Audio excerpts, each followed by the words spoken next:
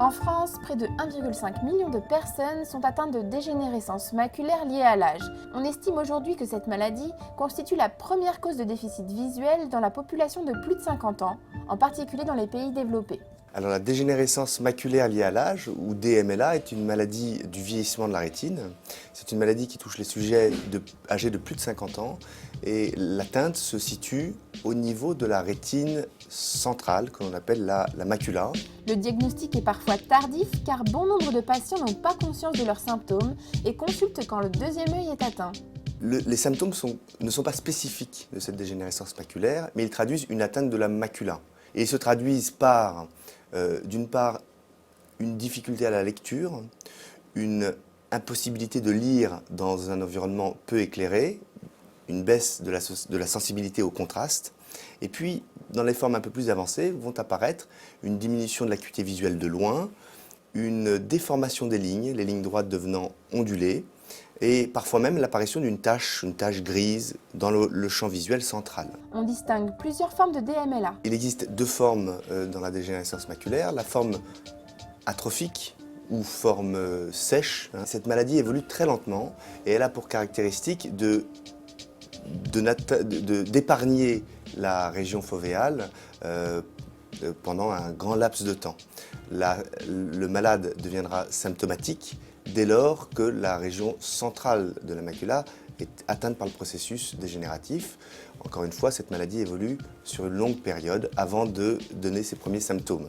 A l'inverse, la forme exsudative ou la forme humide, probablement la forme la moins fréquente, est une maladie qui se caractérise par l'apparition d'un vaisseau sanguin anormal sous la rétine, dans l'éponge vasculaire qu'on appelle la choroïde, et ce vaisseau va saigner, va fuir, va se prolonger à l'intérieur de la rétine et va être responsable d'hémorragie, d'épaississement rétinien, d'œdème.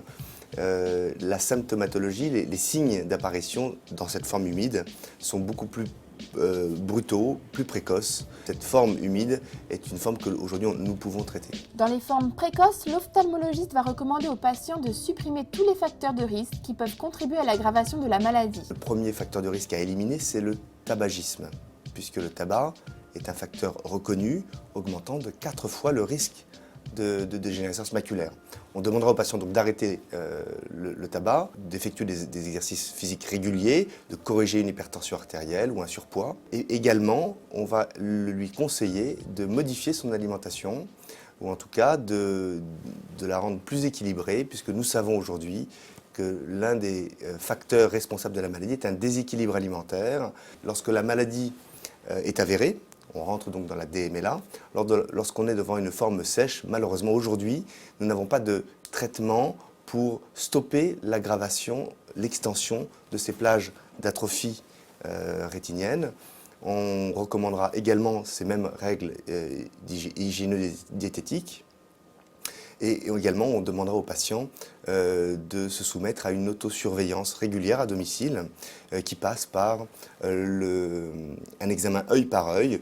On demande souvent aux patients de cacher un œil, de cacher l'autre œil et de vérifier sur un quadrillage, une grille, que les lignes restent bien droites, qu'elles ne se déforment pas. Lorsque le patient est atteint d'une forme humide, en revanche, il y a réellement urgence à le traiter, puisqu'aujourd'hui nous disposons de traitements qui permettent d'enrayer le processus au moyen de médicaments directement injectés dans l'œil qui ont pour but de boucher le vaisseau anormal et de stabiliser la vision. Certains patients sont même parfois améliorés par le traitement.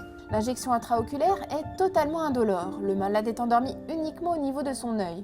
L'injection est de courte durée. Il est possible que le patient ressente des picotements, parfois quelques brûlures qui sont liées en réalité au produit désinfectant qui est utilisé au cours de la procédure. L'injection va durer quelques secondes et les suites opératoires sont toutes simples. On demandera aux patients d'instiller des collyres antibiotiques pour prévenir une infection qui reste rarissime, mais qui est finalement la préoccupation principale du médecin et du patient. Dans ce geste, on estime aujourd'hui que le taux d'infection suite aux injections intravitréennes, intraoculaires, se situe autour de 1 pour 10 000. Si les traitements permettent de stabiliser la vision, ils ne permettent pas aujourd'hui de guérir de la DMLA. La DMLA est une maladie chronique On ne se débarrasse pas de la DMLA, on vit avec cette dégénérescence. Le praticien a pour but de dépister au plus tôt et de stabiliser la vision, d'espérer une amélioration dans certaines formes, au moyen de certains traitements, mais on ne peut jamais guérir de la maladie. L'ensemble des traitements indiqués dans la DMLA humide sont aujourd'hui remboursés intégralement par les caisses de santé. Les compléments alimentaires, qui sont également prescrits pour essayer de renforcer la rétine, ne sont en revanche pas ou peu remboursés.